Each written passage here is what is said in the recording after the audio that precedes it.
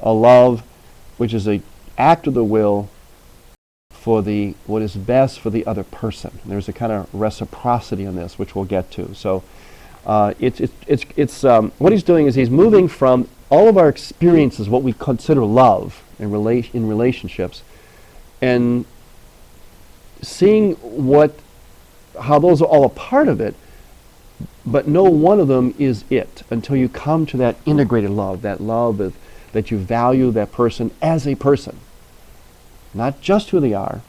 I like you because you do this, you have this quality. That's part of it. But he said, but ultimately, it's got to be based in the fact that simply because they are a person, you choose to love them.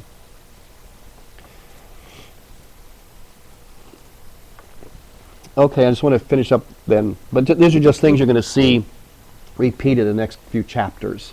And that's kind of a synopsis of them. So we move from a sense, the sensate, beauty, being attracted to someone, all the way to this value of them as a person, towards an integrated love. That's sort of the process here that he's moving through. Okay, on page 58, and again, just to finish up he's talking about the sexual urge. And he's going to talk about the two poles that we sometimes swing between. One being a pole of, and he talks about Freud, where sexual urge is everything. And then the opposite pole where there's a sort of a mistrust of that, a basic mistrust, which we see in so-called prudishness, or the Manichaean heresy. And again, we have a problem in our culture in modern times to swing between the two. We're very bipolar in the way we exist, and that's why this idea of integrated love is so essential. That you'll see that the magic to life and love is always in the both and. That none of these things are. You notice it's interesting. He doesn't discount any. He says, "Oh yeah, a man sees woman and they're attracted to each other, even physically." He says that's okay. That's a part of it. There's an existence on the sensual level, but it just doesn't stay there.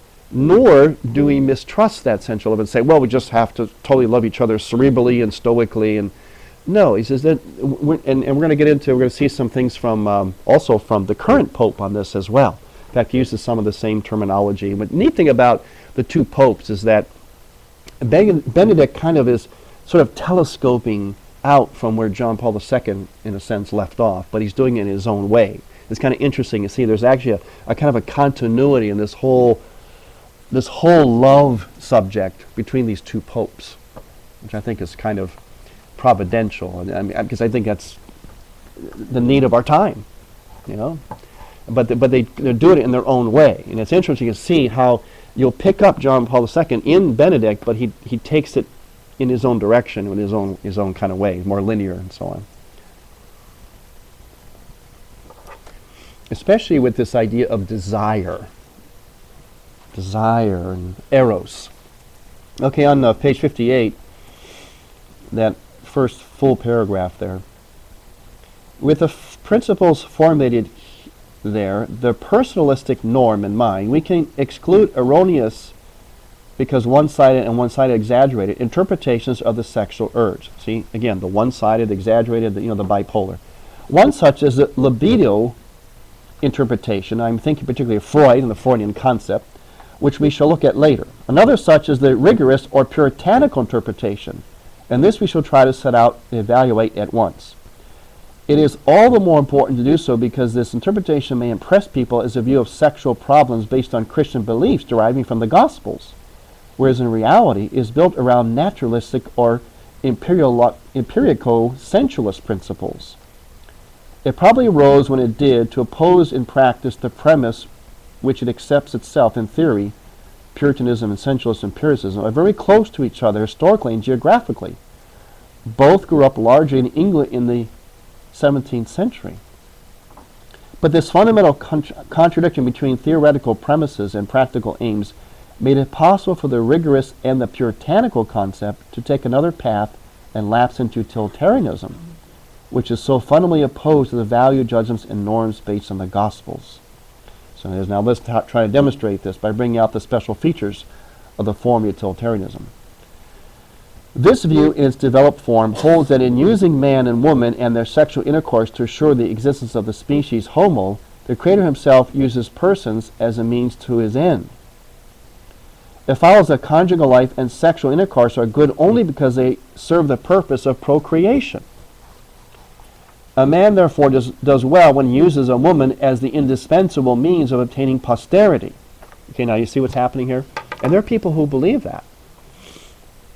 There are people who actually have, married couples actually have intercourse without seeing each other. Lights off and clothes partially on. They actually think it's wrong to see each other. Yeah, it's true. And they're doing so in the name of trying to be pure of heart. Trying to be pure. Again, this is the other side of it. And this side of it has been raising its head, by the way, in recent times. And the reason is because, as always, when you have too much of one, there's a corresponding reaction to it. And so you go to the other side. That's true. That's right. There are those that believe it's wronging for a husband and wife to see each other naked. And basically procreate, this intercourse between husband and wife is primarily for procreation. And that's it. Everything else is sort of suspect beyond that. Now, in the name of purity, that's actually another form of utilitarianism, which is his big gripe here in Love and Responsibility. Everything he's saying is trying to go against this utilitarian idea. In other words, where something is just an end in itself, and you use that for that purpose. The use of a person for the objective end of procreation is the very essence of marriage in that thinking. To use in this way is a good thing. We have in mind here the first meaning of the verb to use, and refer the reader to the analysis carried out in the preceding section of this chapter. Okay. Using in the second sense, on the other hand, seeking pleasure and enjoyment in intercourse is wrong. This is what they think. Although it is indissociable from use in the first sense, it is an intrinsically impure element, a sort of necessary evil. That evil must, however, be tolerated, since there is no way of eliminating it. In other words, golly, there's actually some enjoyment in sex, and that's just something we have to put up with. This view is a reversion to the Manichaean tradition, which was condemned by the Church in the earliest centuries of its existence. True, it does not reject marriage as something evil and unclean in itself, because it is carnal. This was a Manichaean tenet, but stops short at the affirmation that marriage is permissible for the good of the species. Nevertheless, the interpretation of the sexual urge implicit in this view can be held only by very one-sided spiritualists. Because of their one-sidedness and their lack of balance, they fall into the very error which the teaching of the Gospels and of the Church, properly understood, seeks to exclude. At the basis of this erroneous view lies a false understanding of the relation between God, the first cause, and the persons who are here secondary causes. A man and a woman uniting in sexual intercourse do so as free and rational persons, and the union has a moral value if it is justified by true love between persons. If then it can be said that the Creator makes use of the sexual union of persons to realize the order of existence, which he intends for the species Homo, we can still certainly not maintain the Creator uses persons solely as means to an end determined by himself. Okay? You got that? In other words, sexual intercourse is for the means of procreation, but not strictly that, not only that, because otherwise that would turn God into a utilitarian God. He wants to get this propagate in the species, and so he uses sexuality to do that. It's part of it. It's part of it. But that would be a utilitarian God, just using us and not loving us, if that's all it was about. Okay, on the page 60, first paragraph. Contrary to the suggestion of puritanical rigorists, which their one-sided spiritualism, there is nothing inimical to the objective dignity of persons in the fact that sexual use is an element in married love. Okay, further down on that paragraph, towards the bottom of it. But the many forms of pleasure connected with the difference with difference of sex, even the sexual enjoyment connected with conjugal intercourse, cannot be understood as a separate end of action. For if they were, we should, if only inadvertently, begin treating the person as a means to that end, and so as an object of use. Okay, so they're not there just for pleasure either. Okay, down at the bottom of 16, last sentence. There exists a joy which is consonant both with the nature of the sexual urge and with the dignity of human persons. The joy which results from collaboration, from mutual understanding, and the harmonious realization of jointly chosen aims in the broad field of action which is love between man and woman. This joy, this fruit, may be bestowed either by the great variety of pleasures connected with differences of sex or by the sexual enjoyment which conjugal relations can bring. The Creator designed this joy and linked it with love between man and woman insofar as that love develops on the basis of the sexual urge in a normal manner. In other words, in a manner worthy of human persons. Notice he's always going to come back to, when all is said and done, it's all about the fact we are human persons and what all that means. Now, just to get into a little bit about the other side of it, too, the libidinoistic interpretation. This deviation in the direction of exaggerated rigorism, in which we have nonetheless discovered a peculiar manifestation of utilitarian thinking, is, however, not so common as its antithesis, which we should call here the libidinoistic distortion. This term derives from the Latin word libido, enjoyment resulting from use, which Sigmund Freud used in his interpretation of the sexual urge. Okay, down at the bottom. This, in Freud's opinion, is enjoyment or the libido. Man immerses himself in it when it comes his way and longs for it when he is not actually experiencing it. He is then internally conditioned to seek it. He seeks it continually and in practically everything he does. Pleasure, it would appear, is the primary aim of the sexual urge, and indeed of the whole of man's instinctual life, an end in itself. The transmission of life, procreation, is in this conception only a secondary end, an end per accidens. Thus the objective end of the sexual urge is, in this view, not the immediate or most important end. Man is depicted by psychoanalysis only as a subject, not as an object, one of the objects of the objective world.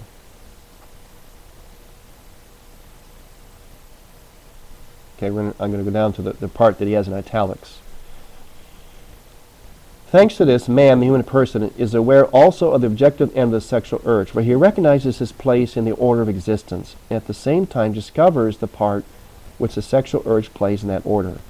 He is even capable of understanding his role in relation to the Creator as a form of participation in the work of creation.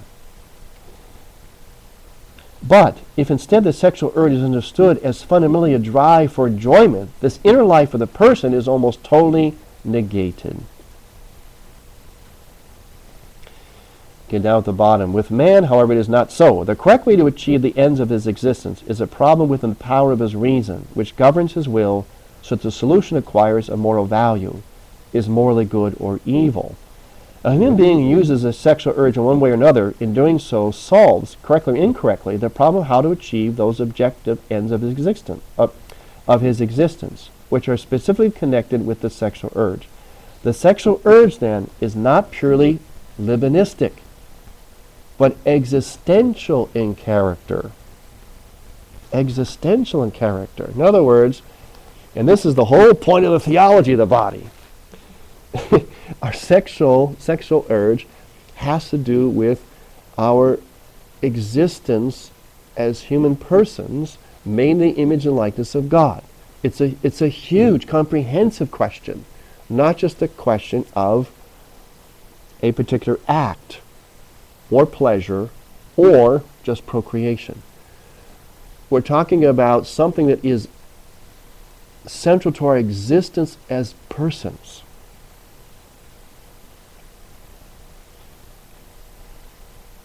Sexuality is everything. And you know when we're moving into the celebration of that, believe it or not, as we move into Christmas. Christmas is the great mystery, of Ephesians 5. It is Christ the bridegroom, come to wed his bride. God entering intimately into his own creation. Now that action, that one defining action of all salvation history, we participate in by virtue of our sexuality. That's why it's so huge.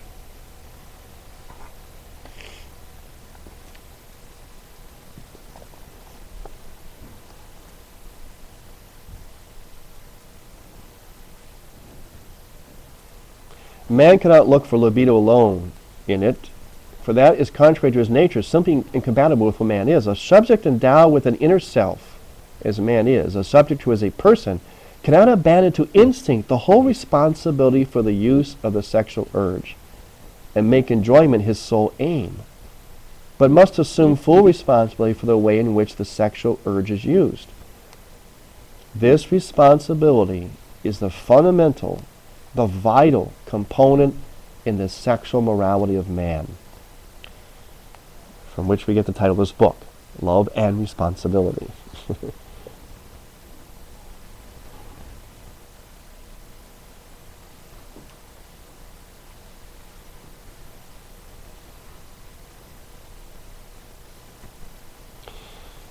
Okay, going to go down to the bottom of the page on 63. Can you say what you said again about like Advent and Christmas and the point that like it connects with our sexuality? Yeah, okay, what is the action? What happened? What is the great event of Christmas? Well, the incarnation Right. is born. Right, the enfleshment of God. But an enfleshment that was what? It was an enfleshment of love and intimacy, which is why then his resurrection and his death on the cross and resurrection are the two things around which the whole liturgical calendar of the year is designed, because the two actually are connected. It's kind of like one cycle. And that's why, like in the icons of the incarnation, and in the whole nativity scene, like for instance with the wise men bringing the gifts, frankincense, myrrh, these are premonitions, foreshadowings of his death and resurrection, those gifts. And in the icon, I don't have the icon here, but the icon, the Byzantine icon of the incarnation, has many elements that are foreshadowing his death and resurrection. They're incorporated in there, so it becomes, in a sense, one continuous event. It's this, the God who comes and enters into his bride, as it were, then suffers and dies for her, and then raises her up. See, it's like one swoop, one continuous motion. You think of it that way, rather than, okay, here's Christmas, here's Easter, here's this, here's that. It's actually one continuous motion that begins, here with this entrance into our reality, lovingly, intimately. It's God, pursuing the loving intrusion, God lovingly intruding himself into our time and space, into the very creation he created.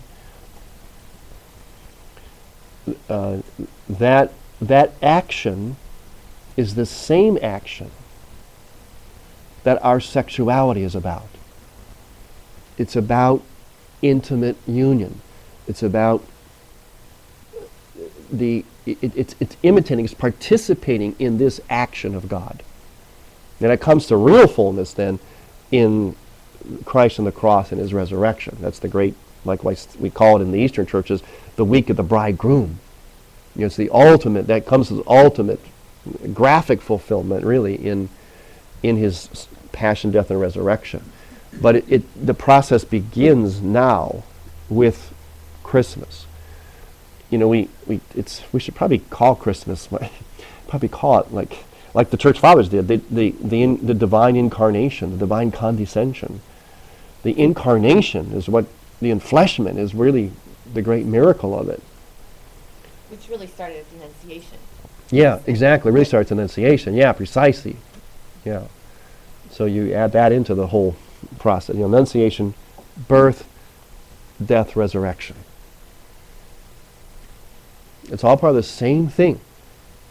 God comes into intimate, loving relationship with his bride.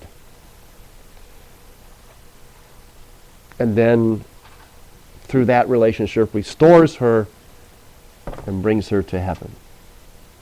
It's the Superman story. Which Sister Helena was certainly sure you enjoy that. You know how the Superman thing is exactly this. Remember in the original, he was sent from heaven. He was sent from his Father to save the world. He's given a specific. He comes in and swoops Lois Lane off her feet. But that's why it's things like Superman, and we talked about this before. These archetypal heroes. That's what makes them so enduring, is because they really are imaging in their own way this great mystery. That's why that's why they endure. It's interesting too that the two boys, that high school boys in Cleveland, Ohio, where I'm from, actually made up Superman in their school newspaper. And they were Jewish boys. And yet somehow they captured the whole incarnational dimension, which proves the Father Tom Loya theory that any great story is so only because it in some way participates in this one great mystery. Now these boys want to sit down and write a great little story, a great hero. And in their little brains, they're like, okay, what makes a great hero? What makes a neat story? I know, let's do this. Let's do that. Yeah. Lo and behold, what they end up with? They ended up with the story of the Incarnation. Whether they intended or not, that's what they did. High school boys, Jewish. And we have this enduring thing to this day.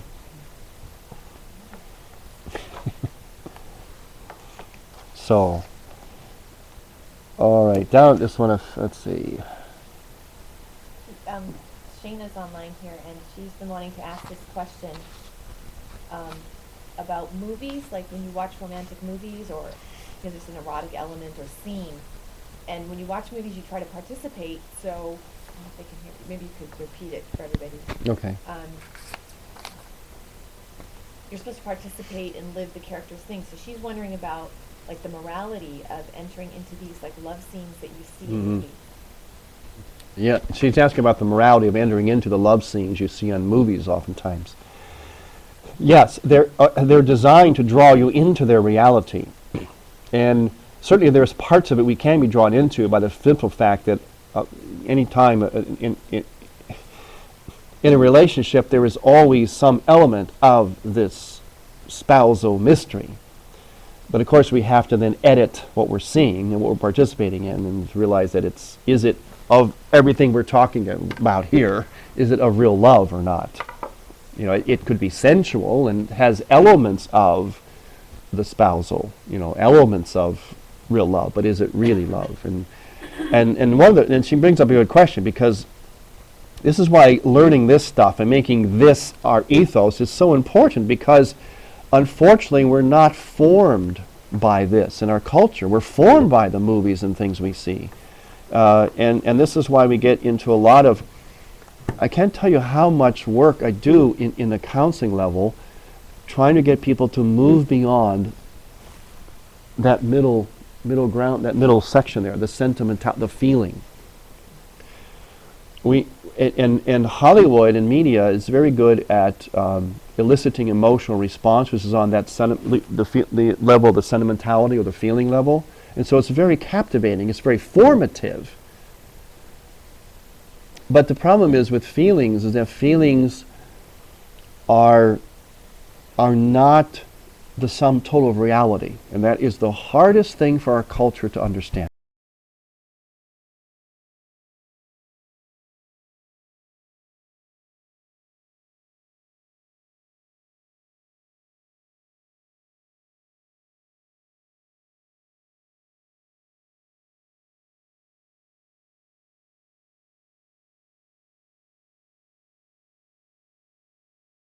gas gauge.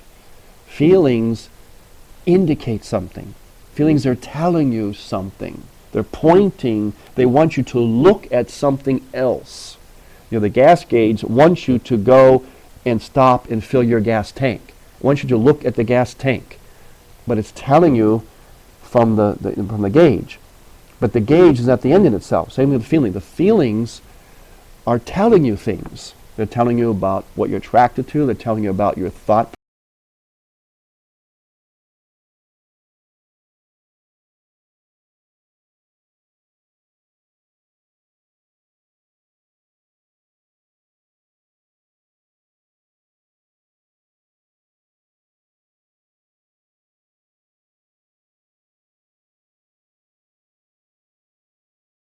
Kind of arouse yourself even in a sense, like by watching some of this like really racy stuff. Mm-hmm.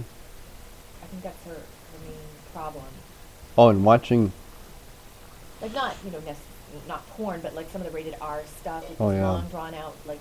Oh, yes. Whatever. So she's wondering, what do you do with that? Should you just turn it off? Should you look away? Should you tough it out and, you know, like test yourself? Or she's wondering.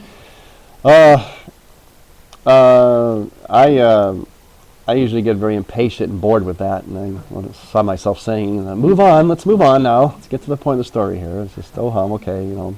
And I think when you're younger, it's when you're. It's what? It's called a chick flick. Yes, yes. And I think when you're younger too, it's different stages of your Yes, life. You know, yeah. when you're older, you can handle it better or something. Yes. But Because the movies play to our fantasy, and it stays with you, and it's like bigger than life.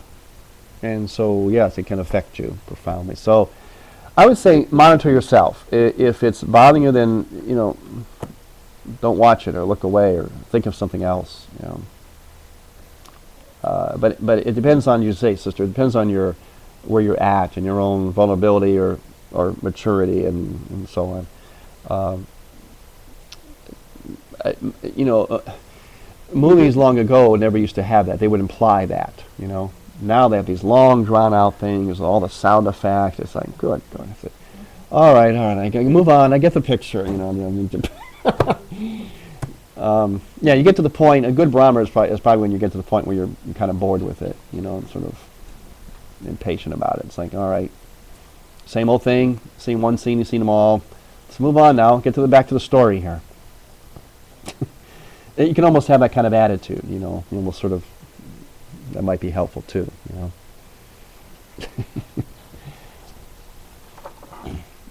So yeah, it just depends on what you find your own maturity and strength. It's okay. Just be honest about yourself, and you may have to just stop watching it, or just look away, or think of something else, you know.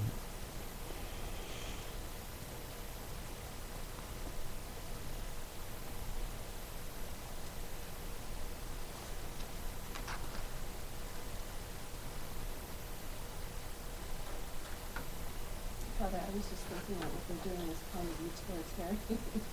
I mean, the actors, it's like, is it immoral, you know, for that reason, that they're acting out, you know, this intimacy that isn't really there. Right. Right. I mean, that's part where I wouldn't I don't like to see it. You're right. That's good. Yeah, exactly. That's a good way to look at it. Look, you know, apply these principles. See it again. That's why we look at things through the prisms of, you know, theology of body, love and responsibility. And when you do, you really do. It really takes you beyond this stuff, because you can see. Yes, you can see right away. Oh, these are actors that are even being used by media to elicit this emotion in the viewer, which is an emotion that the viewer did not necessarily want. You know, and I think that brings into question the whole thing of acting, because everything is not real. You yeah, know? yeah. But then when you get to this part of life, which is so crucial and so, you know, intimate and everything, it's like doubly worse or something. Yeah. You know, doubly a lie or whatever. And Aristotle and Plato disagreed on this about acting anyway. One said it's wrong. Plato said it's wrong. Aristotle said it's fine, because you can achieve catharsis and understand how other people. His thing was to participate in other people's tragedy. That was Yeah. Aristotle's thing. Plato was like, it's all a lie.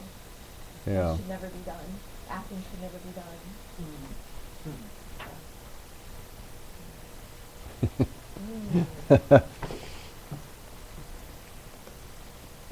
Oh.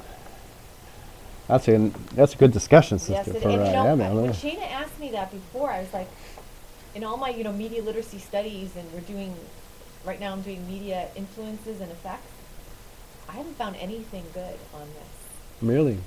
Not from a Christian point of view, at least, or certainly a theology For line like point of acting, view. or? Yeah, about acting, and also like the participating in the erotic scenes or whatever, Oh, with mhm. your mind, your heart, your body, whatever, Yeah. whatever part of you. So I think some work needs to be done there, especially now that we have theology of the body. It's like, Mhm. how are we going to apply this to media? And Yeah, because I think there's a lot of work to be done there. the author of the Theology of the Body was an actor, That's true. and he was even worse. He wrote plays. Yeah, that's true. Yeah. What was his theater company called? Rhapsodic? Yeah, Rhapsodic Theater. Theater. Yeah, it was an underground theater.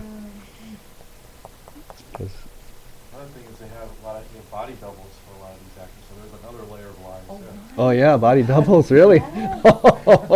Yeah.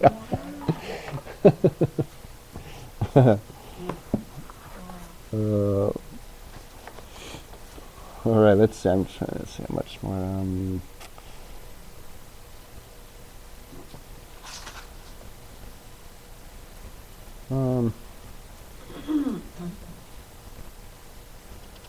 I just want to do a little section here. It's kind of helpful. It helps to undergird some of the church's teaching on birth control. By the way, it's at least philosophically. If we go to page 63 at the bottom, it starts out, for some 200 years, mankind, especially in white civilized societies, has been nagged by the need to resist the sexual urge and its potential productivity. This need found expression in the teaching of Thomas Malthus, known after him as Malthusianism, or in its later versions as Neo-Malthusianism. The one that said we're going to overpopulate. We shall return to the question of Neo-Malthusianism in chapter 3 and 4. Malthusianism itself is a special problem, which we shall not discuss in detail in this book, since it belongs to the field of demography, which concerns itself with the problem of the actual potential number of people on the terrestrial globe and its particular parts. It is, however, pertinent to point out that Malthusianism has amalgamated with the purely libidinistic interpretation of the sexual urge. For if the earth is threatened with overpopulation, if the economists complain of the overproduction of people to the point that production of the means of subsistence cannot keep up with it, we ought to aim at limiting the use of the sexual urge, having in mind its objective purpose. For those who, like Freud, have eyes merely for the subjective purpose of this urge, which is connected with the libido and puts the main emphasis on it, will also logically aim at the preservation in full of that subjective purpose, which is connected with the pleasure of sexual intercourse, while at the same time curbing or even suppressing the objective purpose, which has to do with procreation. Do you see the seeds now laid for what now became our whole contraceptive world?